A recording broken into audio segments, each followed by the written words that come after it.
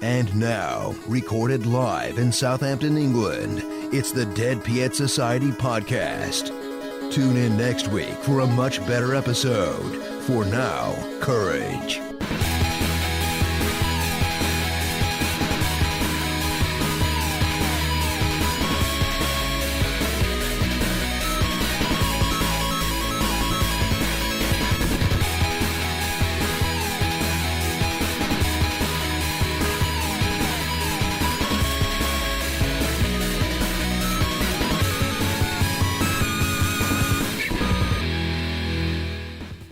Hello and welcome to episode 12 of the Dead Piet Society. Each week we take a look at the weirdest stories from the week's news, discuss the best and worst things that we've come across in the week, talk about random aspects of geek culture and whatever's going on in our lives and in our heads. If you want to join in the discussion, you can, and here's how you can get in touch. Send us an email to studio@deadpietsociety.com. Tweet us at deadpietsoc or phone the studio and leave us a voicemail. Call us now on 02380 971 030. For more information, head to deadpietsociety.com. Now, coming up later, we've got our Geek Blast and our Best and Worst and the Weird Week that was. But as always, we're going to start with a catch-up with each of the team. So who have we got in the studio this week? Albert Galpin, the man Ed Sharples, John Paul O'Hare. It's boys' night. Hello. Hey guys, you're right. Boys now doesn't sound right, does it? It doesn't sound right. But we'll go with it. Which means it's the first week since we started that Kitty's got a week off. Yeah, I was thinking about that. She did seem very, She very was chirpy. Excited, wasn't she? Yeah, she had a lot of energy. She did, yeah. And she danced out the door. She did dance out the door. Both of you brought your other halves with you, so the three of them have gone off to the pub. Yeah. Whilst we sit around the do table. some knitting. And gossip. Yeah. Yeah. So the girls have gone to the pub and the boys are going to stay home and gossip. We've had our cheesecake, so we're ready to go. We are ready to go. Oh, that cheesecake was good. It was nice. Yeah, Kitty made the great cheesecake for Valentine's Day, and it was so huge. It fed all six of us tonight as well as us yesterday. It was very nice. It was nice. I liked it. White chocolate and passion fruit. If anyone wants to know the recipe, get in touch with Kitty on Twitter. It's at Kitty_Galpin. I'm sure she'll be happy to share it with you. How is everyone this week? I'm still crippled. Oh no. But other than that, all is well. Yeah. Go on, you're looking like you want to say something. I want to know how you're crippled. So Well, my lower arms went numb like a couple of weeks ago. Oh, right, yeah. And they're still numb. And I've turned into a medical marvel. I've seen two doctors and none of them know what's wrong with me. So they're now writing to neurologists. I've been sent for a neck X-ray or a neck-ray. X-ray, I like that. A neck-ray. Is it weird that I kind of want to now poke you every so often in the arm? Well, they're not numb anymore. They've gone. It's turned into a different sensation now. So if there's any doctors listening, my hands feel like I'm permanently carrying 2 bags of ice. So they feel cold. Yeah, they're not cold. Oh, you've got beautiful soft hands. Yeah, it's beautiful, warm, soft hands. Very odd. But other than that, all is well in the world. Good. How about you, GP? Yeah, no, I'm really good actually. What about? I haven't really done anything. Oh. To be honest, but Have you not seen Deadpool? I saw Deadpool, but that's. Or is that coming under a? Maybe it'll come up later. I had two things for my best and worst. Oh, two right. good things. Okay. I've got a couple of good things as well this week. Yeah. I've got no worsts. And it was my first day in my new job today. Really? Yeah, tell us more. There's not much to tell really. It's an induction day. So it was learning about the company and sitting in a training room with a bunch of other people. Cool. You get paid for that. That's really cool. Yeah.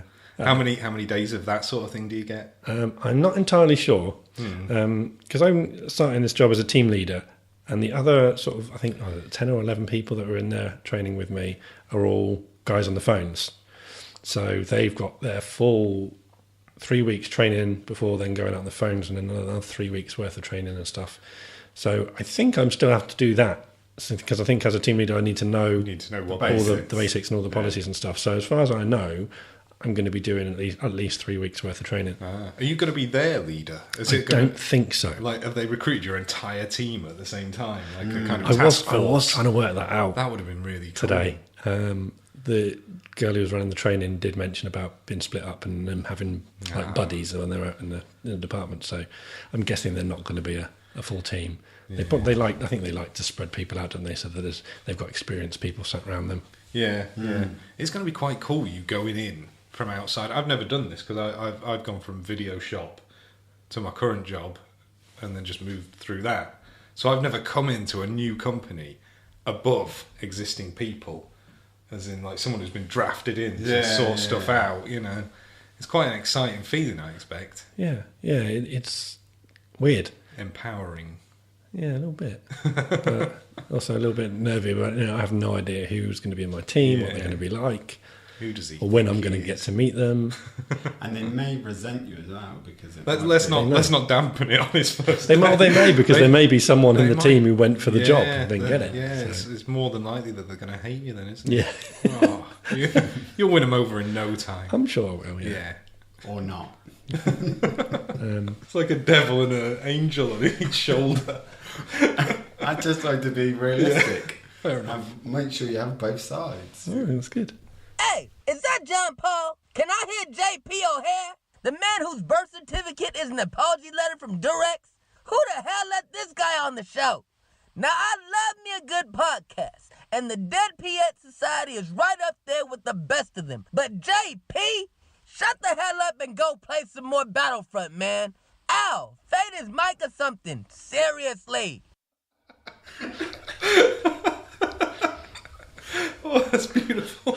I don't know what to say. We've lost JP for the rest of the show now. You're proper on the podcast now. You've got your own little audio clip. That's awesome. That is fantastic. Oh, that is a really nice one. You've done well there. That's emotional. I'm emotional. No. I'm crying. I've not even spilt any Pepsi. It's genuine tears. Oh, right. That was good. Yes. Well, we shall move on. I know you neither of you were here last week. We trialled a new feature, and so I'm going to try this again. Did hear that. You heard that, yeah. I know it. And I that was brilliant. Ed's not been around. Absolutely brilliant. I thought that was really good. I'm going to give it another try. You're showing me up. It's called Geek Blast, and it's a 60-second sprint through all the biggest recent geek news. Oh, cool. So are we ready? Yeah. Brilliant.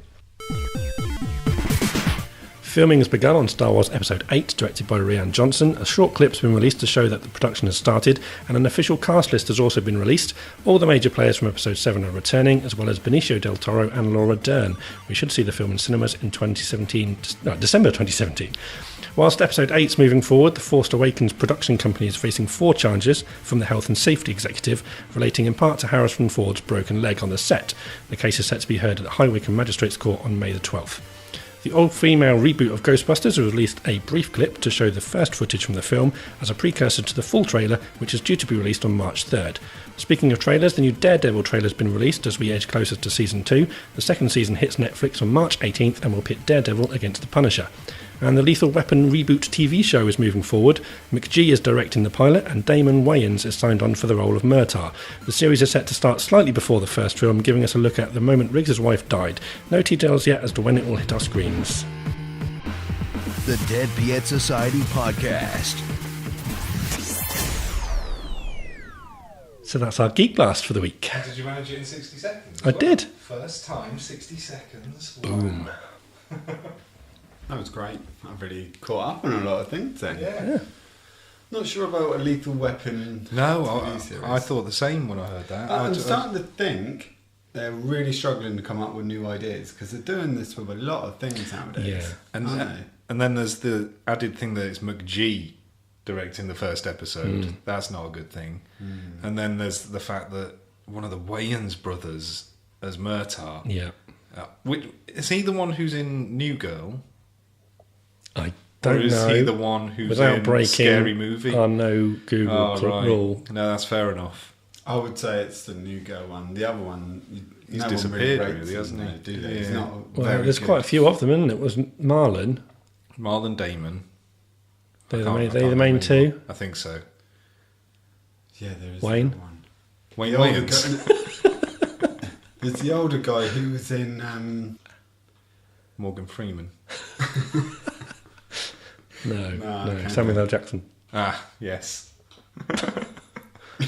Lawrence Fishburne. Are we now not borderline getting... Alec Guinness. There you go. I've mixed it up for you before you make that comment. Patricia Arquette. We'll get there. Just keep with this. I've run out of actors. I've named every actor I could name. No, I've drawn a blank. I've drawn a blank. Yeah. Are there any more Idris actors? Elba. Idris Elba is an actor. Yes. Yeah. Oh, talking of Idris Elba, have you seen Stephen Fry's quit Twitter? Has he? He's a Twitter quitter. But he's massively overreacted because he called some woman a bin lady. But he suffers with. He hasn't overreacted.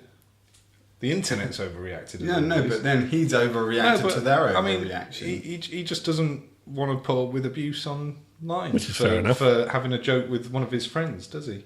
But he did that publicly. Yeah, but it was with one of his friends. Publicly? Yeah, if you called me a bin lady... No, a bag lady, in front of Al, and some people saw it, I wouldn't expect them to give you abuse. It depends, eh? Is that what happened? I haven't seen the story. Basically, one of his friends was a costume designer for Mad Max. Okay. And she won the BAFTA. It's BAFTA, isn't it? And he said she's the only lady who could turn up at these awards dressed as a bag lady. And she came up, and everything was fine. And he suddenly got loads of abuse on Twitter for calling her a bag lady. Yeah. It was funny though. Yeah, it was. But then he should see the funny side of it, and then but they all get abuse on Twitter. But then he's a guy who suffers from depression, doesn't he? He's manic really depressive, badly, isn't he? And he doesn't want to surround himself with negativity. I expect. So. Yeah. Don't be on Twitter then. No, exactly. Yeah, it can be a brilliant thing, but it can also be horrendous. That's exactly what he said in his kind of blog when he was leaving. He said, "Look, this started as a brilliant thing. It was amazing, but there's just too much pond life." Talking about Twitter, have you seen that Kanye West has asked Mark Zuckerberg? I can't remember his surname. Zuckerberg. Yeah, for $1 billion. $1 million or $1 billion? $1 billion, right? Because he can afford it to help him do what he wants to do. But he asked him on Twitter. He asked the founder and the owner of Facebook for $1 billion on Twitter. What did he want to do? Just produce whatever Kanye West produces. Oh, okay. It's a very expensive production. It's just, and apparently he's in loads of debt and he's begging people. Is he really? Nah, I think he's talking Yeah, he's talking so shh. So yeah, that's interesting. Yes, Jonah Hill. I thought of another actor. Yes, he is an actor. I think that's getting cut. Why? Has anyone else got anything that's happened to them or stories that they want to say before we move on? I went to look for Chris Simpson's artist's book in Waterstones today. Yes. And I checked online and they had it in stock because it's not in stock on Amazon. So I checked that it was available in our local Waterstones and it was. So I went in the humour section and it wasn't there. So I asked a chap, could you help me find it? And he looked on his computer and said, yes, it's in stock. And then I followed him around Waterstones for about 15 minutes whilst he looked around everywhere. And then he just went, no, I can't find it. And that was it. And I just thought, surely Waterstones have got some sort of Dewey system. No? You'd think they got some kind of system. But then the problem is, it's because it's a shop, people go and pick stuff up. Yeah, but... Could have been in the customer's hands. This would be like every copy of it. There were a few copies left, apparently. So unless someone had picked up 3 copies and was just wandering around with Shame Kitty's not here because she used to work at Waterstones. She could have told you how they work. Well... The next time you're in Waterstones, you should buy the game Bananagrams. I've got it. Oh. I've even got a Bananagrams guidebook. Oh, that's too far. No, I take my games very seriously, JP. Emma will love. I'm not going to start playing a game and then not master it. That's why I don't play any PS4 games, because I know I won't master them. So, yeah, or just play them on easy mode, because I can master easy mode. Yeah. I'd say next time you're in Waterstone, you should ask them where the self-help section is and see if they tell you. I looked in the self-help section today to Yeah? try and find Chris Simpson's artist book, because the guy, when I told him what it was called, he said, "Oh, it sounds like a self-help book," and I was like, "No, it's not a self-help book. It's a comedy book. It says on your website humour. Find it in the humour section." And he was like, "Nah, but we'd probably put it under self-help." I'm like, "Really? It's not going to be under self-help." It's like, "Well, look anyway. All right then, help yourself." And so yeah, wandered around there, then went around humour. Then we looked in art, and I think we looked in geography at one point, because I think why not? He was just getting really desperate by that point. Didn't bother asking someone else, "Have you seen it?" But yeah, looks like I'm destined never to own that book. I thought about it again because you sent me a picture of Kitty's Valentine's Day card. Yes, I got Kitty a Valentine's card from Chris Simpson's artist. Which she wasn't overly impressed with. She really wasn't, no. And neither were you, JP. No, I didn't like that. No. It's absolutely beautiful. I thought it was great. And the fact that he added little extras in the envelope. Yeah. Oh, you don't want to give it away, do you? It's a little surprise. I think we should leave it as a Oh, surprise yeah, for that's anyone who true. may order Yeah, it. But very it's true. not just the card you get, people. If you buy a card from him, You get the full service, you don't get, you? oh, it's full service. Yeah. And a little email from Chris's mum. Yeah, I think that's lovely as well. There was a joke there about his mum, but then I thought it was a bit harsh. No, don't make a joke about his mum. He's a lovely chap. Yeah. Right. How would you know you don't have his book? Harsh, low Yeah. blow. We will move on Yes. to our next section, which is this. It's time for our favourite and most hated things from the past week. The Dead Poets Society's best and worst. Best and worst. Yes, it is the time where we give our mini reviews to whatever we've seen this week. So the best and or worst things. Who has got something they wish to start with? Wow, I've got two things really. Okay, go First for it. thing was Deadpool. I went and saw Deadpool at the week. Yes. End. Really refreshing, really good film. I would definitely go pay £10 to go see that film. It was a hell of a lot better than I thought it was going to be, and it's really funny. It's just because I did hear a review or an interview with Ryan Reynolds, and he said apparently the studio just left them to it and just said, "Look, just go make this film." They did. I did hear one thing I'd heard from the guys who wrote it was that literally a week before they started filming, the studio came and said, "You've got to save $7 or $8 million off the budget." And they were like, "Oh, okay." And so they said that the easiest way of doing it was roughly $1 million a page. So they said, "Well, we'll just cut 8 pages out of the script." So they had to cut 8 pages out, which is why, not really a particular spoiler, but there's that scene towards the end where he's filling that bag full of guns Yeah. and he leaves it in the taxi. He Yeah. forgets his massive bag of guns Right. when he gets to the boss fight. It's because there was scheduled to be a huge gunfight Right. at the end of the film, and that's one of the or a couple of the pages that they cut out. So they just had him leave the bag in the taxi, Oh, that works. and that's why really they did it, well. because that was an easy way to save a couple of $1 million out of the budget. That's clever. Oh, I forgot my guns. Who owns it? Is it a Marvel or? It's Fox that have done it. Oh, but who's the? Who It is owns a Marvel. It is a Marvel character. Marvel character, yeah. So has he been? I guess he must have been owned by Fox for Because quite a while. technically he's an X-Man. Oh right, okay.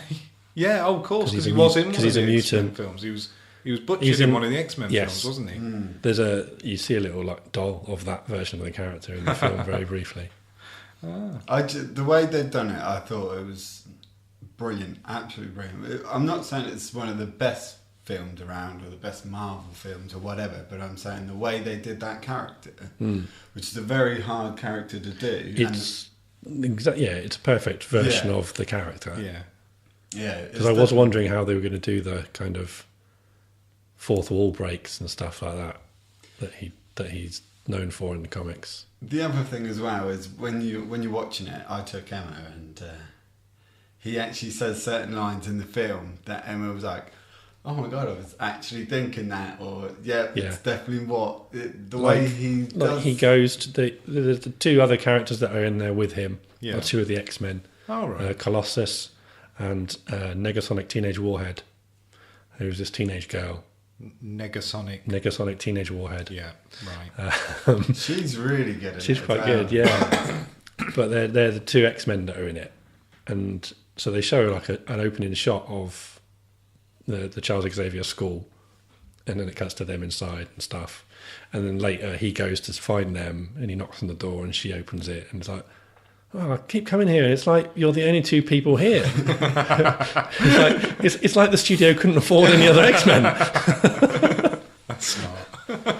It is very well done, because I've been saying to people, look, there's so many comic films now, and they've got so many ideas. One of them's bound to flop soon, or they're not going to quite pull it off, or it's just not going to work. Well, is there another Hulk in the pipeline? No, because I was going to say that's weird. That's Paramount own the distribution rights to that, which is why they've not done such a mess. A Hulk film. Which is why apparently they've got a story for Hulk, and they're going to tell it between. He's in the next Thor movie. They've described the next Thor movie as kind of like a buddy movie with Thor and Hulk, right? And then it's going to lead into Avengers: Infinity War. So they've got this story set for Hulk, but they're just going to tell it in those films as part of those films instead of doing a standalone Hulk film, because they can't. It Hulk. Because if they do a standalone Hulk film, they're not allowed to release it, which means they'd get less money for it, and they'd have to negotiate with all sorts of people. So, but they're allowed to use him in other films, which is a weird situation, really. It is. Saying that, like, I saw a picture today of Deadpool sat next to Spider-Man, and they're actually saying it's weird that we don't see each other in each other's films purely because of the film studios and who owns who and stuff like Which is why I think that the Spider-Man deal, the Sony Marvel deal, was such a big thing, a groundbreaking thing, the fact that they agreed to work together.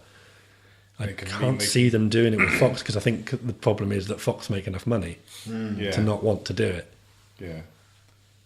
Even after Fantastic Four. Well, my second thing was, yesterday, Emma took me to an escape room. Have you heard of these at all? No. What happened? You turn up at, this was a shop in Fareham, and you turn up and you get locked in a room, and you've got to solve mysteries and puzzles and clues and different things like that. I think they can be called something else than an escape room. But basically, the guy's in character when you get there. So he's saying, again, I don't want to give too much away, but basically you turn up and the guy's in character and he says, "Oh, look, we need you to find money for the shop owner, but he's lost his mind. But the bailiffs are coming around, so you've got an hour to find his money." Right. So you get locked in, and there's certain little locks or puzzles or things that you have to open all around the room to solve the mystery and all the little puzzles. And actually, it only took me and Emma 46 minutes. Oh, well done. You made it. And we've done another one in Salisbury.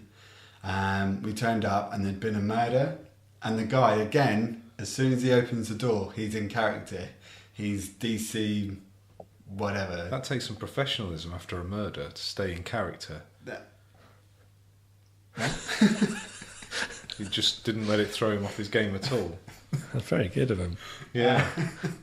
But you just carried on with it as if nothing had happened. And he goes, "Look, we need you to provide evidence and the murder clue and everything." Stop. What? Again, we did the one in Salisbury, but if again, I'd recommend. That sounds really cool. It sounds like a mini really Crystal Maze. And I understand about Crystal Maze, they're bringing that back. They are, aren't they? As a kind of in London, though, isn't it? Yeah. They've got a massive warehouse. Yeah. Something.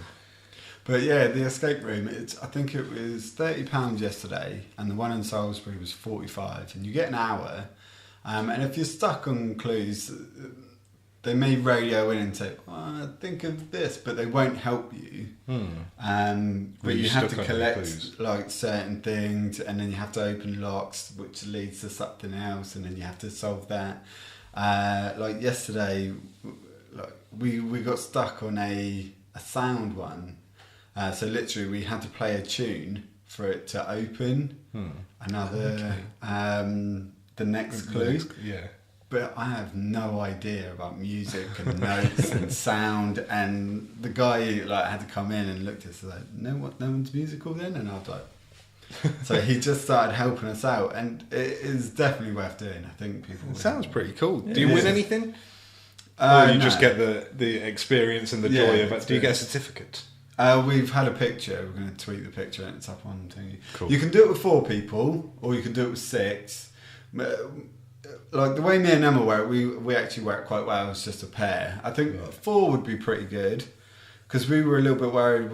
Would we all then your conflicting arguments of how that clue or that puzzle or so I would recommend that. I think you guys would like that. Sounds good. Yeah, I'm going to have to look into that. Yeah. I like it. I'll go next time you go. Oh, if you want to make it a 4. I thought you meant I'll go now with your good news. Why not? Yeah. Oh, we're busy, that's why. Anything bad? No, I don't like the way Valentine's Day gets pushed on people for romance and stuff. That annoys me. Was your trip to the room not romantic? No, it was good. Yeah, no, it was, like we enjoyed it. I actually put Emma together a Valentine's Day box of loads of different little envelopes and stuff that I'd done. But I don't like the way Valentine's Day kind of makes you feel like you should be romantic on that one day. You should be romantic most of the year, shouldn't you? Well, that's a lot of pressure. I think it's good that they kind of pinpoint one day where you have to be, so the rest of the year you don't have to be. Katie is so lucky. She's a lucky lady. Yeah, because she gets spoiled on Valentine's Day. Well, and what did you do? I went to her aunt's house, had a Sunday roast cooked for me. Nice, I like that. And I gave her a card today. Yeah. You get it half price at Asda or something. Yeah, they're much cheaper. Yeah, plastic roses are like 25p now. I don't need to move on. Can't eat the plastic ones though. No, yeah. Plastic Quality Street are just rubbish though. There's no quality. No. Don't worry, I did buy her a present, really, JP. JP's looking at me with little disgust. faith in you. I know. That he thinks that could have been. I did give her a card today, though. Did you? Well, because we spent. Because you spent yesterday at at someone else's house. You don't. Yeah, exactly. I can understand that. Yeah. I don't believe in cards. I didn't get them. You don't actually believe in cards. Oh, they exist. You've been shown proof today. The thing is, as you give someone a card, you go Merry Christmas, and when they open the card, it says Merry Christmas. When you give someone a birthday card, you go Happy Birthday. Here's a card that just states what I've just said. Happy birthday. Right. What is the point? It's just it's. Do you know what? It's wasting paper. So if you go into a shop, you put your stuff through the till, and it says on the screen £5. Do you just go £5? Try it. See how that works. Works.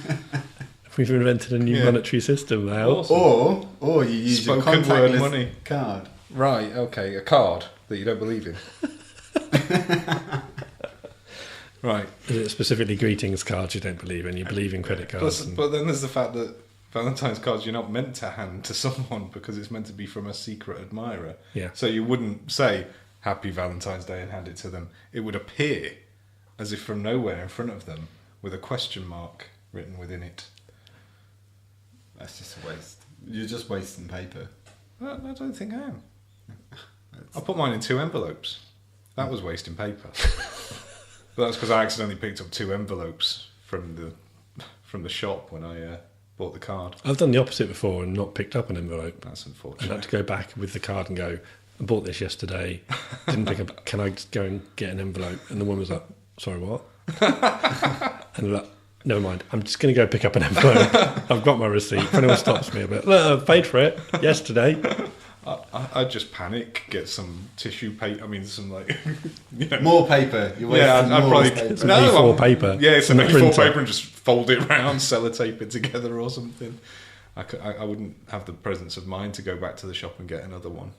Yeah, it depends how far the shop is, really, isn't it? It wasn't that out of the way. It was going past. Yeah, I found out it was very difficult to fit a card in an envelope inside an envelope that's the same size as the envelope that you're trying to put inside. Yeah, it's basically impossible, isn't it? It took me a long time. I wedged it. So you ruined the card. It's as it went in. It's as difficult as turning an after eight wrapper inside out without ripping it. It's I've never tried possible, that. I've got some but of them it's at the moment. very difficult. Oh no, I'm going to have to spend the whole evening trying that when I find the way of making it a bit easier is scrunch it into a ball first. Right, so And it's then already... then it's easier to fold. Okay. Why is this a thing? I don't know. Someone showed me as a kid, and I just out of habit, every time I have after eights, I have to turn one of them inside out. You have to do it until you've done it. No, the last time I didn't do it. Actually, I got some at Christmas, and I didn't do it. But yeah, quite often I will keep going until I get one right. A number of times I rip them. I'm going to stop. You get really near the end, and then It's such a topic. And why do I want to do it? that's why it's a topic. It's one of those stupid things that is really frustrating that you have to keep going at. Can people please send their pictures of the... Have a go. Turn some after eight wrappers inside out. Send us the pictures. Tweet them at Dead Piet Sock. And it's going to have to be numerous pictures because we're going to need it from all We need angles. the collage. Yeah. We'll create a collage of the best ones. And JP will give £5 to the winner. Or save £5. Yes. Vocal £5. Five vocal pounds to the winner. We need a Snapchat as well. Because you could Snapchat that, couldn't you? Good. Oh, right. I don't know. Well, we could be Snapchatting our podcast. Oh. Is that how it works? Is it like Periscope? No, you can record little clips. So not with it. No, sorry, carry on. Do you know what I thought earlier? I did think, why aren't we on every day, like for longer? I think, and then I thought, that's a radio show. I think the other thing is listen to what we come up with when we're on once a week. Imagine if we were on every day. I'd do that. That'd be really good. If I could afford to not work and do this once a day, I would. We've already spent 10 minutes talking about turning after eight wrappers inside out. But that was the best bit of the show so far. So we'll see. Yeah, one day we'll do it full time, 8 hours a day, streaming. You're going too far now. No. I'm just thinking, what's prime time? Between 7:30 to 8:30. Not on the radio. Why not? Radio prime time is like morning show. Yeah, breakfast show, drive So time, the two big between ones. 7:30 and 8:30. I didn't say AM, did I? Yeah, between sort of 7 and 9 in the morning, and between I think I'd prefer drive 3 time. and 5. If I'm not working for a living, I'm not getting up between 7 and 9. I'll go. Yeah, for because drive if you time. actually if you think about the people who do breakfast shows, they get up about 4 o'clock. Yeah, because they've got to get to their They've got to get studio. up, get into the studio, get prepared, get ready. Yeah. No, you prepare the day before, don't you? I mean, but physically get prepared. I mean, yeah, you'll be prepared from the day before, but when you get there, you've got to set stuff up because the studio gets used by someone else. Kit that's on, Al doesn't have this on his table all week, or he might. Oh, some weeks I do. Kit gets really annoyed with it. What's that still doing there? I'll say 2 days till we go do it again. Might as well leave it now. But then again, I expect Radio 2 DJs don't have to set up. They don't have to set up and pack away their gear. No, it's permanent desks. So you get more time to lie in the morning. Well, obviously not. They get up at 4. No, that's because they're doing from 7. I think we get. I think 6:30, 6 or 6:30. Some of them. Yeah. Moyles used to be early, didn't he? Back in the day. Well, I think he used to be still is. late as well, though. It was late to that show a few times. No, but I mean, he used to start earlier than most breakfast DJs. So he was late to his early starts, is what you're saying. Yeah. Yeah, okay. Yeah, so drive time, we're agreed. Drive time, yeah. Drive time. Drive time. Drive time. I did something pretty rock and roll at the start of the week, actually. because it was Katie's birthday. That's why I missed last week's thing, because we're having a day of fun for Katie's birthday. Cool. And we went decoupaging. Nice. Sorry? Yeah. It's as exciting as it sounds. We went to a barn in the middle of a garden centre, and we stuck pieces of paper to furniture with PVA glue for 6.5 hours. You live the rock and roll It was lifestyle. so cool. You would not believe. You need to explain this. What's it called? Decoupaging. Right, okay. I think it's French. Sounds it. Yeah. Bloody French. Or Belgian. It may be Belgian. I don't think it's Flemish. We'll go Belgian. It's Belgian. It's this Belgian art form for decorating anything, really. Furniture or anything like that. It's because decoupage, literally, paper on furniture. Because it's a well-known page, paper, decoupage. That's it's Belgian. a well-known Swiss thing. Yeah. It does sound German. It is German. It is. So yeah, what you do is you rip up bits of paper. For instance, I took a table with me. Oh, so you take your own furniture? You don't have to. And your own paper. You don't have to. And your own PVA glue. You don't Why have would you go to this barn? You can pick a giant elephant off the shelf and do that if you like a papier-mâché elephant. But we didn't. We took our own furniture. So I took a table, and I ripped up lots of bits of paper, and stuck them on with glue. And now I've got a table with bits of paper stuck on it, and it looks really cool. But you paid to do that. Why didn't you just do that? Because she provided the paper and the PVA glue. And the knowledge of how to do it. Yeah. Ah, right. So it was more the experience. And a lovely Do you reckon barn setting. You'll do it at home as well. We've bought the PVA glue and the paper so that we can. And what did Katie? She did a mirror. So it's not a mirror anymore. She It's did a just mirror. paper. She did a mirror frame. Oh, a mirror frame. Okay, that makes sense. Yeah. I thought we need to see pictures of this. I'll show you pictures. They're pretty exciting. Look, I suppose you didn't have page 3 on one of your... It's not a newspaper. We didn't stick a newspaper to furniture. Oh, that's what I thought it was. Well, I guess you can stick a newspaper to it, but I can't imagine that'd look great. I thought it was newspaper in my head. No. I was like, what's he doing that for? I expect that would look quite cool, actually. In some things, I think it would, yeah. Yeah. I like if you took frames out of your comics. And Yeah, that's what I thought it was. I've like, deliberately something like bought old comics to consider doing that with. Yeah, it'd look good. that. Oh, Ed's got the stuff. You don't have to pay for a barn. You could just go around. I got the glue. Yeah. So, but anyway, that was our day of fun, and Katie sometimes asks for this in place of a present for her birthday. Okay. She has to just do things. So one year, the first year she asked, I printed out this kind of itinerary sort of thing on the computer, and I wrote it in the third person, like, "Hi, Katie, I'm your day of fun. This is what you're going to be doing," and put pictures in it and everything like that, printed it out. I went to do it this year, and my computer gave in. It just went, "No, I'm not turning on." Ah. So, so I had to go old school. So I made her some scrolls. I've been so artistic this week. It's been crazy. Incredible. You sound very similar to me, where you think you have to put in the effort, otherwise they will leave you. Yeah.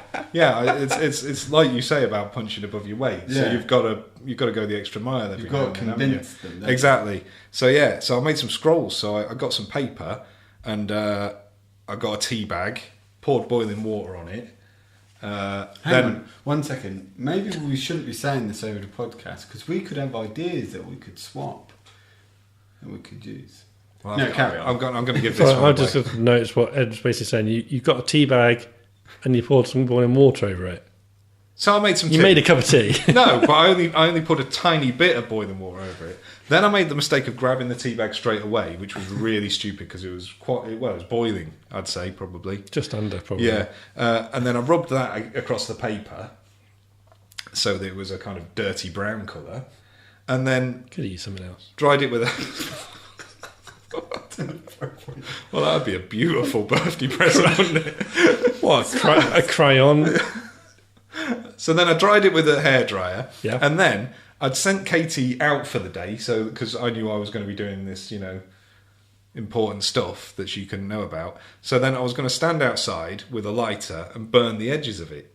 because I thought I can't really do that inside. But I did it on one of the days that was really rainy and windy. So I was just there burning my thumb for about 20 minutes before I thought, no.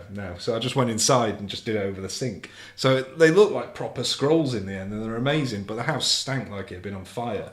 But I'll have to show you that as well, because I made some pretty awesome scrolls. I know that's an exciting story for you. No, do you know what? I like the effort. Anyway, we've digressed, and Al is probably doing his best of the week right now. So do you want to tell us about that? Yeah, there were two things this week. Did you see Arnold Schwarzenegger's Snapchat? Yeah. Well, No, but I heard he's quoted a movie. Was it Predator? Well, yeah, it was. He took a video of him on a rooftop in Los Angeles. Yeah. Showing it behind, and then there was something in the background that he referenced. View of Los Angeles. Get to the chopper. What a There's guy. a chopper behind him. And, get to the chopper. Which I thought was brilliant. Yeah. Not a particularly long, exciting one, that. No, for me, but but I it's just good. saw it and thought it was hilarious. The other one was a new app, which I discovered. I think they actually mentioned it on the One Show. But it's called MSQRD, Masquerade. And it's basically an app that superimposes different faces or facial elements onto your face through the camera, or somebody else's face through the camera. And literally today there's been an update whilst you were just talking. And there's some new ones. So, Ed, how would you like to be Harry Potter? I've always wanted to be Harry Potter. Oh, God, that's weird. Oh, a bearded Harry Potter. I actually look like a goat boy. Don't I? You look like Moaning Myrtle. How about JP? You can be Iron Man. How come Flick your head back. Oh, yes. How come he gets to be Iron Man? I have to be goat boy. Sorry, Ed. Wasn't intentional. Maybe you would prefer this one? Oh. You see, it keeps my beard no matter what, which completely ruins them all. The weird zombie thing. How come it goes over your beard, but it keeps my one? Yeah. Because your beard goes below your jawline. Yeah, but how does it know that's not my jawline? How does it know I haven't got a ginger jawline? I don't know. That's a good point. Oh. Would you rather be the inside of Iron Man, be Robert Downey Jr.? With a ginger beard. The ginger beard. It's ruined this app for me. It'd be such a good app. It is a great app. Yeah, try the But Iron not Man for one. me. I'm going to have to shave just for that app. Nice. It works really well. Yeah. I'm gonna have to It's go. quite scarily accurate, isn't it? Yeah. How it maps Finds your your face straight eyes and away. mouth, and Yeah. even like raising your eyebrows and stuff, and it knows that's what you're doing Yeah. and it reacts. I just think it's Things have great. come on a long way. Hours of fun. Yeah. And yeah, they add in new stuff all the time. So Get downloading before they. before they start charging, because it's a Yeah. free app. And they might eventually, might they? Are there no adverts on it at the moment or anything? No adverts. How do they make their money in them instances? Have they got add-ons? No, That seems odd, there's doesn't it? nothing. I think that about wraps us up for this section then. Yeah. Because I don't have any words. Good. It's been a good week. Yeah, what's Generally. it? Oh, I exception of can't that. wait to get that app. Looking back at the oddest stories of the past 7 days, this is the weird week that was. The weird week that was. So yes, this is the weird week that was, where we discuss some of the oddest news stories from the past 7 days. A week in which a fox couldn't tell the difference between bed sheets and snow. Now, did you see that video?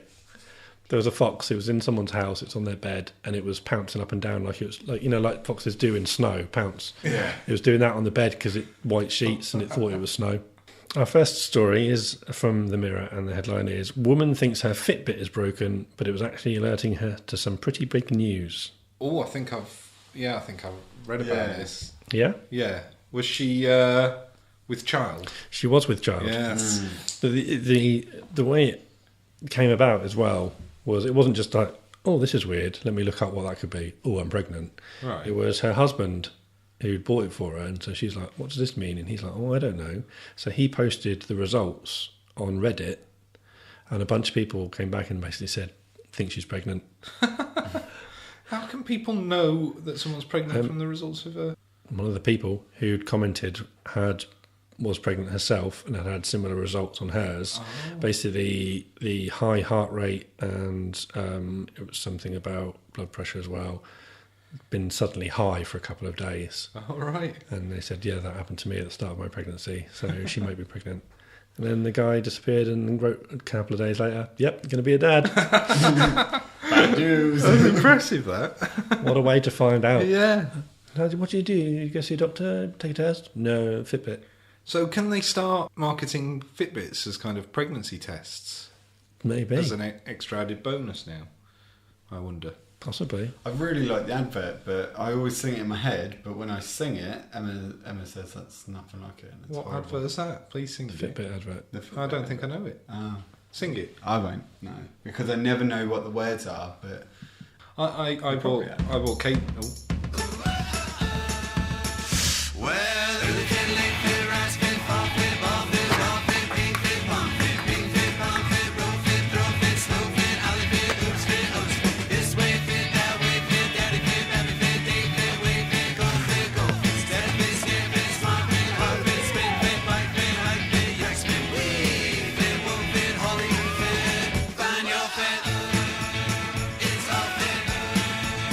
I've never heard that in my life. It's brilliant. I'd love to hear you singing it though. Oh no. I can understand why she would like it if he did it, because I don't think anyone can keep up with that. No, it's a really good tune though. It's really. Do you know any of the words?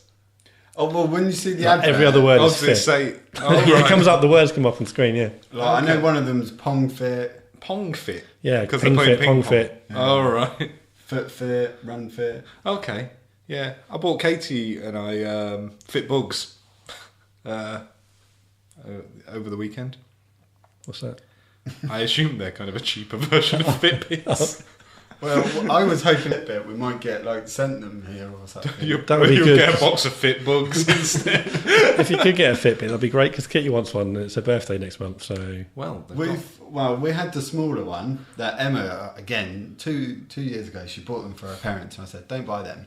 They won't use them. She was like, oh yeah, no, they use them. 6 months later, it's still in the packet. Oh, so I was like, can I have that? And I had it. And then I was using it, and it's really good. Yeah. Because then you tap it and you see how many steps you've done, or you can look on your app to see how much activity you've done, and you kind of think, oh, I'll do a bit more. But the battery ran out, so I haven't replaced it. Oh. Well, the Fitbug, it sounds like it's exactly the same. Okay. I've got an app for it. I haven't used it once yet, but yeah, it sounds very similar actually. I got a Fitbug app, which probably won't load because I've never turned it on before. It tells me that I've done no steps today, none of which are aerobic steps. Are you wearing it right now? No. Well, I've covered 0 miles and burned 0 calories. That's pretty impressive. So yeah, I guess it must be quite similar, and it's got a history and things like that. If Kat wants a Fitbit, just be cheap like me and get a Fitbug. Oh, okay. Well, according to my phone, I've done 6,568 steps today. I did think afterwards, doesn't my phone have all of that stuff on it that I've just got? It's not as good though, is it really? Is it not? On your phone. And the thing is with your phone, say if you're going jogging, or say... You don't want to be carrying your phone, do you, when you're jogging? Or if you're playing football, you won't carry it. But look, there's the... I haven't used it in a while, but it gives you challenges. Wait, was that today's total? Oh yeah, no, I'm not using it at the moment, am I? It just said 1,500 calories burned. Don't you only eat 2,000 a day? I don't know how that works out, to be honest. That's the recommended amount of calories, isn't it? Yeah, so if you're burning 1,500 in a day and eating 2,000, you're going to waste away. Do you know what? I can't remember the last time Okay. You have to sync it up, but it's definitely worth it. Well, I'll learn how to use them, and I'll tell you whether it's any good, Al. Yeah, thanks. Cool. It's fine to leave this in because Kitty doesn't listen to the podcast. So. Oh, yeah. Were you going to get him as a Prezi? Yeah. Oh, oops. For her birthday. No, that's fine. She doesn't listen. She won't listen. Yeah. She wants to listen. The one thing she wanted to listen to was JP's reaction to that audio clip we played earlier. But that's all she cares about. Oh, right. We were trying to remember which audio. The Chris Rock. Yeah, sorry. I was thinking, which one? And then, that was brilliant. I was wondering if I can get that on my phone. But like when I introduced myself, I am John Paul, and then I could just play Chris Rock introducing you. Yeah, that'd be pretty so cool. instead of me like putting them off myself, I could get Chris Rock to do it. Why not? Okay, how about this one? This is another one from the Mirror. What are a snowball's actual chances in hell? Are we talking Advocar and Lemonade here, or are we talking... An actual snowball. Oh, okay. Because obviously it's a well-known phrase to say, snowball's chances in hell. So scientists have decided to put the theory to the test. Hang on. Who funds these scientists? What should we do today, lads? I've heard recently that a snowball doesn't have a chance in hell. This one is done by digital software giant General Electric. They are doing a series of impossible missions. Unimpossible? Yes. Okay. So where have they decided on the temperature of hell? Where have they got the figures for this? Saying that, there is a place. Oh, where is it called? And it's nicknamed, it might be Peru, and it's named the Gate of Hell. Because there's a part of the earth where it just doesn't close, and it's constantly burning. I'll have to look that up and send you the link. Okay. And it's nicknamed the Gates of Hell. Yeah. And they think that's where hell came from in all the books and stuff. Oh, interesting. Well, for this test, it's a 2,000 degree molten steel that they're using. Right. And have they is there a reason they've chosen that degree? It's as close to the biblical conditions of hell that they could find. Right. They should go to So the Bible does explain exactly. Apparently. Yeah.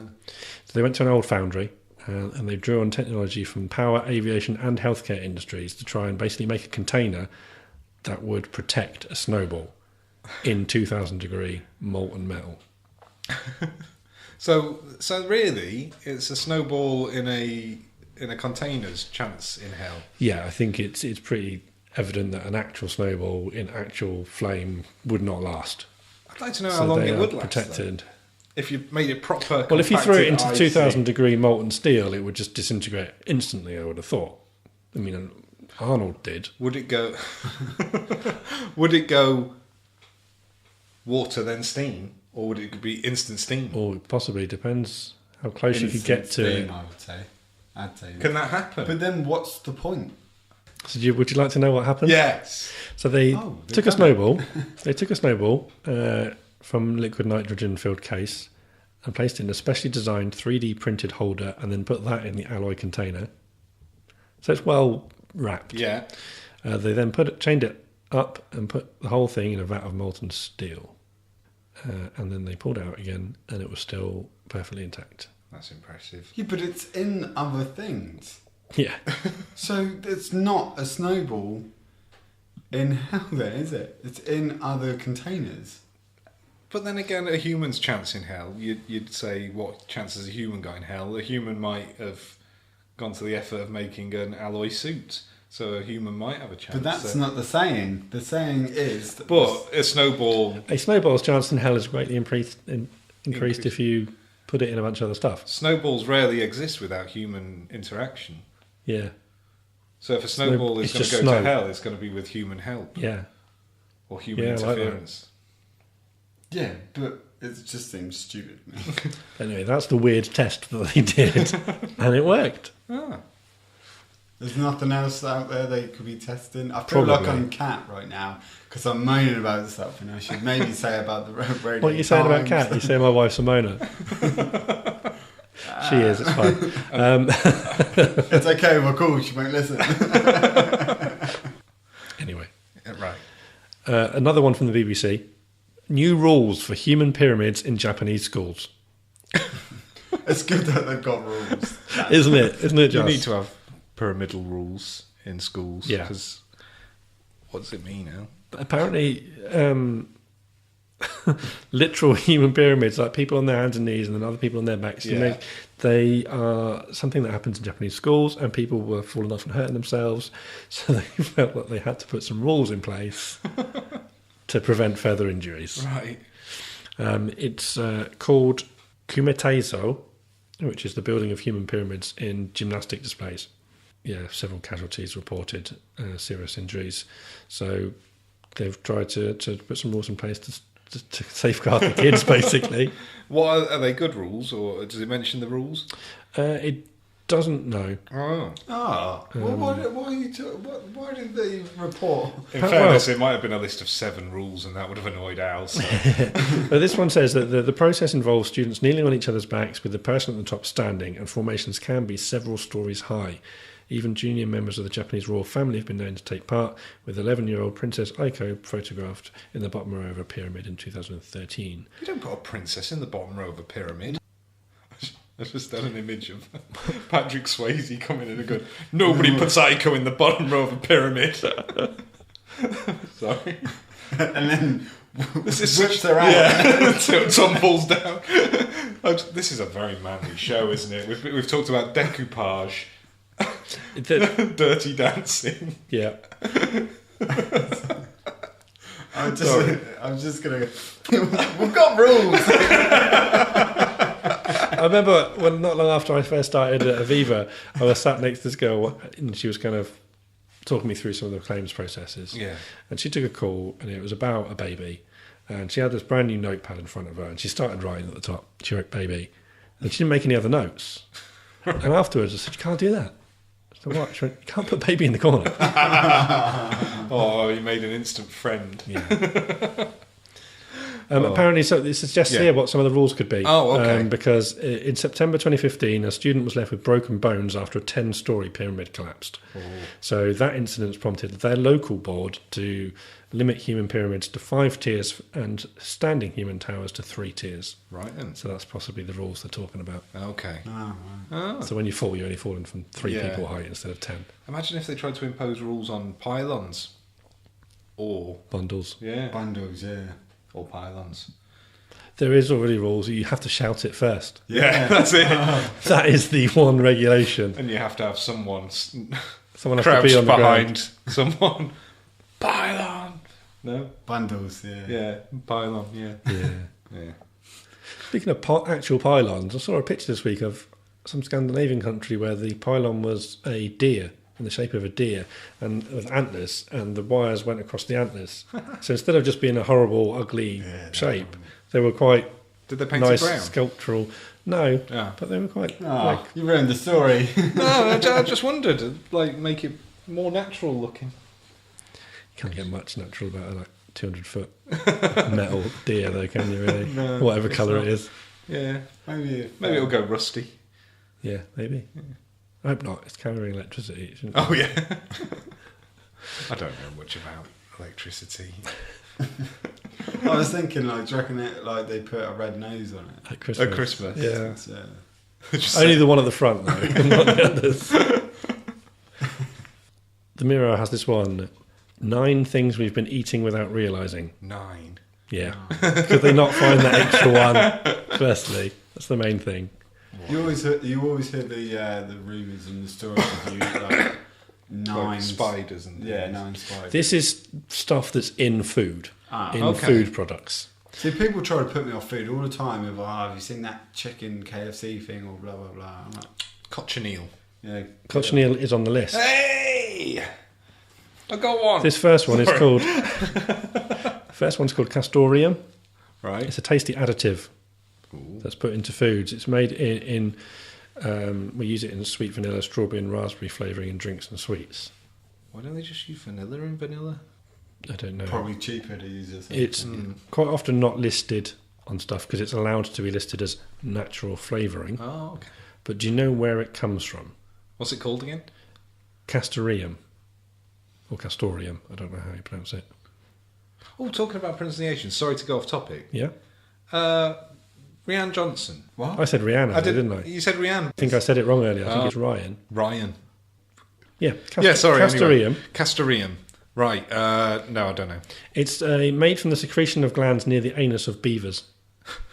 What? How did someone even get to a beaver's bum and go, do you know what? That tastes like raspberry. That would be a great natural flavouring in the crisps. Yep. It can be found in alcoholic beverages, baked good, frozen dairy products, chewing gum, sweets, meat products, pudding, gelatin, ice cream, vanilla flavouring and raspberry flavoured food. Well, it's never done us any harm, has it? No, well, exactly. But I don't It's understand I'm how with JP. people go, Who's the first person to think, Yeah. You know what? They make this Mr. Whippy better. Yeah. Beaver's bottom secretion. Yes. Anyone got a beaver's bum? I just need to squeeze a little bit. Hang on a minute, I've had a great idea. One day, just slip in. This raspberry sherbet is nowhere near sweet enough. Let me find. Number 2 on the list is called L-cysteine, Oh. which is an amino acid. Yeah. Okay. It's used to extend the shelf life of many bread-based products, including your Friday night pizza. Ooh, pizza. It's from hair. Okay, that's not too bad. It's normally from hog hair and duck feathers. Is it the hog hair In the around EU. a hog's bottom? It could be from anywhere. That's what it's from in the EU, Right. because they banned the version that the Americans still use, Right. which is from human hair. Oh. That's weird. Yeah. And what's that used as a preservative, is it? It's Or used, as a preservative for bread products. How can stuff from human hair make bread products last longer, but my hair can't make my hair They probably last longer? wouldn't use yours. Right. They have to go. They'd use JP's or... Yeah, that's why he's not got so much. He's giving it up to the Americans. Do you know what? Yeah. Dr. Urker's got all his hair. Just start sending it over. Ooh, another bag of hair from JP again. My bread's going to stay an extra week. The next one on the list is propylene glycol, Propylene. I've heard of propylene. which is a thickener and flavour enhancer in frozen dairy products and baked goods. Is it just petrol? It's antifreeze. Oh. I don't mind a bit of antifreeze. Might as well throw it in. And yet they tell you not to eat antifreeze. Which is why they say do not let your dogs lick the bowl if you've used the ready-made cake mix, because it will have antifreeze in and it is toxic and can kill animals. But not humans. But not us, apparently. Fair enough. Number 4 on the list was cochineal, as you already mentioned. Thank you. You aware of what they are? No. They are small beetles that when you boil them and crush them up, release red dye. So if you eat anything red, it's often... It's often made up, ground up beetles. Number 5 on the list is cellulose from wood pulp, that doesn't sound too bad. which is used to pad out foods like packaged bread to reduce the fat content. Oh, that's not bad at all then. No. I don't Number mind 6 is, I was going to use the small version instead of the long one, TBHQ, which is a preservative for high fat treats, but its main use is in unleaded petrol. that. Oh. Ah. What's TBHQ short for? Tert butyl hydroquinone, or possibly something like that. Something that sounds like what you just Tert said. butyl hydroquinone. Quinone. Yeah, but Quinone at the end. Quinone. Unless it's like quinoa. Quinoa. Yeah, maybe. Hydroquinoa. Tert but hydroquinoa. Turt butt. Tert but hydroquinoa. Yep, that's Sounds that like one. something from a hipster cafe. You can also find it in Reese's peanut butter bars. Oh. Number 7, wax. Just wax. Carnauba wax, Oh. which is used in car wax. Okay. It is also used in sweets, particularly Haribo. Doesn't sound bad. Brominated vegetable oil. Brominated. Brominated, So, Don't want to know. or BVO, is used in citrus-flavoured soft drinks to stop the flavouring from separating and floating to the top. It's also a flame retardant. Are you laughing at the word retardant? Yeah. And finally, number 9, artificial caramel colouring, Right. which is made with a tasty concoction of chemicals. Artificial caramel, otherwise known as E510, gives anything from meats to muffins a rich brown colour. Meats. They dye meats. Apparently. Unfortunately, the side effects may include intestinal problems, and in the US, the colouring has been banned from cola drinks as it may form carcinogens. Oh, lovely. But why don't they just get a tea bag and rub that across? Pour some boiling water on it. But yeah, straight Rub it on. across. don't pick the tea bag up. No, not straight Not away. straight away, you don't want to do No. that. Our next news story comes from the Telegraph. Oh, highbrow. Secrets of a Wombler. Oh, I make £200 a month gathering discarded supermarket receipts. Oh, yeah, I've seen that. Have you heard of wombling? I assume it's picking up rubbish. It's particularly picking up receipts outside supermarkets that Right. people have discarded, where they don't have, say if you go to Tesco's and the person hasn't got a club card, Yeah. and so they haven't collected those club card vouchers, this guy will pick up the receipts, take them to customer services and put those points on his club card. No way. And he reckons he can make 200 quid a month doing it. Well, or get 200 200 quid's worth of shopping. So he can pay for his monthly shopping each month from other by people's picking receipts. up other people's receipts. That's incredible. The other thing he says as well is Asda one, the price promises that everyone does. Yeah. Like does. Price promise. In Sainsbury's, they print you a voucher at the end saying, it could have been 50p cheaper, here's 50p. Asda, they put a code on it, and you have to go online and type the code in to see if it could have been cheaper somewhere else. And if it was, you can print a voucher. So he's picking up everyone else's, taking them all Getting all the home, vouchers. typing in all the codes and printing out a 30p voucher here, a 20p voucher there, a £2 voucher here. It's all gonna And add then up. he goes and spends them. So smart. It's absolutely crazy. Yeah, he says he hates wet weather Because it ruins all his ruins receipts. all the receipts. People ditch. He's not allowed to go in the bins for them. It's one of the rules. Why is he not allowed? Because it's deemed as stealing From what? From the from council? a bin, from the supermarket.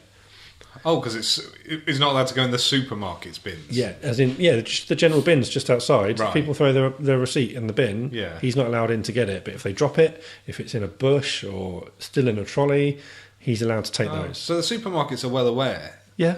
Right. Because they would have given that money to someone. Yeah. Okay. It's very smart. Yeah, but so you've got a lot of time on your hands if you're doing something. You do have to be, as You it don't says have in to the work as article, much, though, time do you? rich. Yeah. This one comes from a American TV station news website.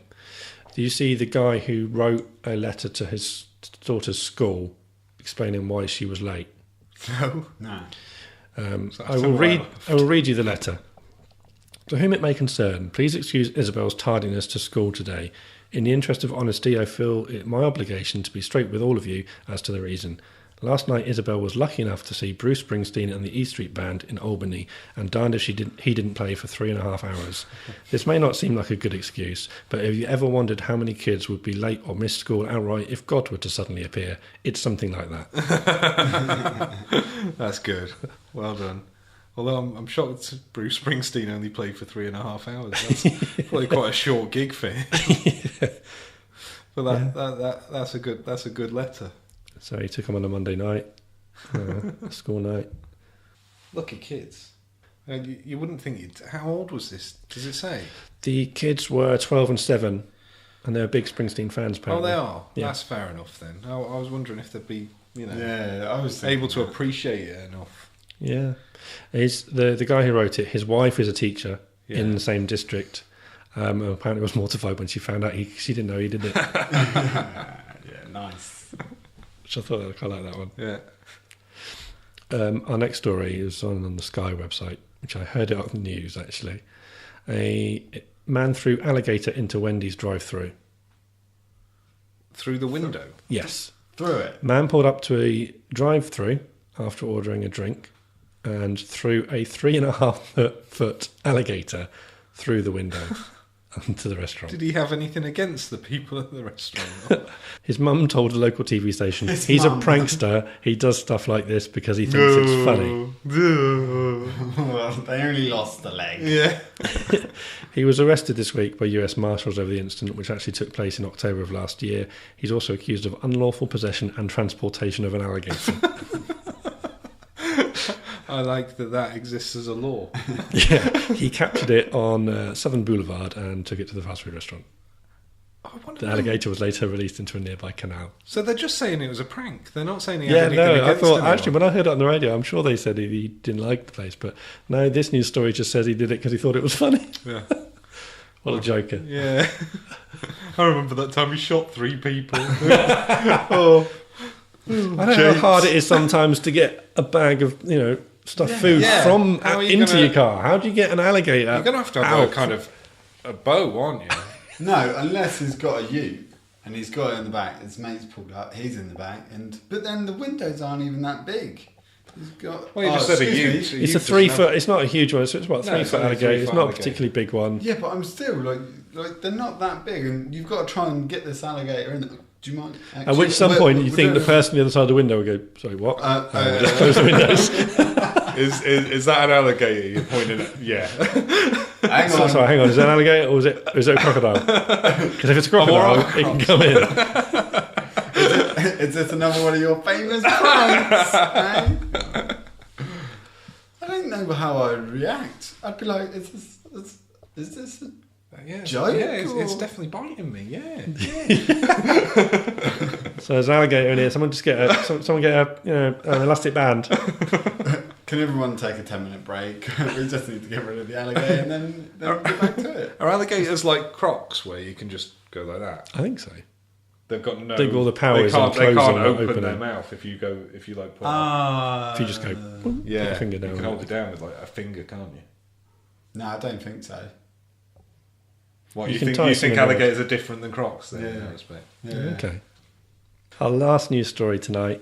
This one I've seen on earthables.com. I think I saw a link on Facebook. That's why I regularly check earthables.com. This guy proposed over 150 times before his girlfriend noticed. What? Noticed? He started proposing 5 months before she actually noticed. Hang on, is he a mute? No. He's a British guy. He says he's always been romantic and decided to ask his pregnant girlfriend for a hand in marriage and wanted to make it a bit special. So he built up a collection of 150 photographs, selfies of the pair of them, and each one of them had a sign that said, "Will you marry me?" in it. Yeah. And she didn't notice on any of them. What? So there's a collection of photos here. 31st of July last year. Photo, he's got a little card that just says, "Will you marry me?" Photos of her stood in front of the TV and it says something on the TV and she hasn't noticed. Just lots of photos of the two of them. And they all say, "Will you marry me?" They've all got a picture, a little card, "Will you marry me?" written on it. So I hate pictures. It all came down to Christmas Day and he'd basically created a montage video of all the 150 photos. Right. And played them to her. Yeah, and she noticed. As the proposal. And yeah. She noticed there, did she? Yeah. It's a lot of work. Yeah. How did you propose? Not how I was planning to. We were going to go to London. I think we were going to have a photo shoot. Sorry. And my initial plan was to do it during the photo shoot to literally capture her reaction.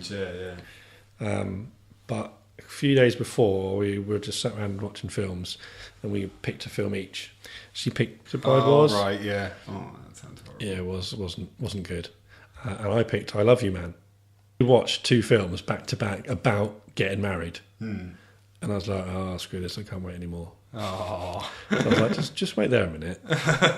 And I'd had the ring hidden in a box in a trainer in the wardrobe. So I went and got it. Oh, cool. And just got down on one knee and relate yourself. Mine wasn't how it was meant to be either. Yeah. We were meant to go and buy a Christmas tree and then I was going to propose to her after we'd put up the Christmas tree and everything. But the Christmas tree thing got cancelled. And but we'd been talking about how it had been a really good day on the way home. And I said, I'll try and make it better, and then proposed. Oh, wow. Nice. What about you? Wow. I took him for a spa day. But that morning, I told her that morning, so I'll just pack a bag, I've organised a spa day, I won it from work, and so she didn't know. We got there, and she said her stomach was feeling bad, so she wasn't feeling too good. She was going to either throw up or whatever. And then she goes off, has a spa treatment, and I set up cards. So I had a massive long speech and did all that. So I just practiced it. I was going to do it just before we went for dinner, but she come in and she was like, I forgot my makeup. And she was being horrible to me all morning, and she was being a right pain. And she knows she was, and she was saying she wasn't feeling well, she didn't have her in makeup, she was just fussing around, and I was just like, oh, right. Emma, just shut up a second, just stand there. So then... Got your card. Yeah. And I picked this horrible ring, and she hates it. She's still got it. She's still got it. And well, That's do you know love. what? Even that night, because it was too big, it turns out Emma's got the Skeletor fingers, and the ring fell off and fell into the bin. Like a sign. Oh, did you see that happen, or did that you turned your back for a second and went, "Oh no, look, it just fell off into the bin"? It's got done a great. When I literally, This happened a lot of times since. when it arrived, I opened it. I was like, "Oh, she's gonna hate this." And I was like, "Thank God." So she got to pick her own bit. Oh, right. Nice. That's good. Oh, well, that was the weird week that was, which means we have reached the end of the show today, guys. That's a noise of someone who's upset. Not the noise you make. Apparently not. No. Anyway, if anyone at home, if you have any weird news stories this week that you think we should mention on the show, or if you've got any opinions on anything we've mentioned tonight or previous weeks, please do get in touch. All the contact details you need are coming up in just a moment. Don't forget to subscribe to make sure you don't miss us next time. Everywhere you can find great podcasts, you can find us as well. Check us out on iTunes, Acast, Stitcher, TuneIn, and all good podcatchers out there. Until next time, we hope you all have a great week. Take care, everyone. Bye. Bye. You're listening to the Dead Piet Society. Send us an email to studio@deadpietsociety.com. Tweet us at deadpietsoc or phone the studio and leave us a voicemail. Call us now on 02380 971 030. For more information, head to deadpietsociety.com.